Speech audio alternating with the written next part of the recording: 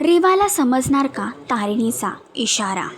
युवराज आणि रेवा येणार एकमेकांच्या समोर. तारिणी या मालिकेच्या अपकमिंग ट्रॅकमध्ये एक नवा ट्विस्ट लवकरच प्रेक्षकांना पाहायला मिळणार आहे. टीम तारिणीमध्ये रेवा ही एक नवीन मेंबर ॲड झाली आणि ती केदारची जवळची मैत्रीण आहे. त्यामुळे कौशिकीने तिला आपल्या घरी बोलवलं आहे.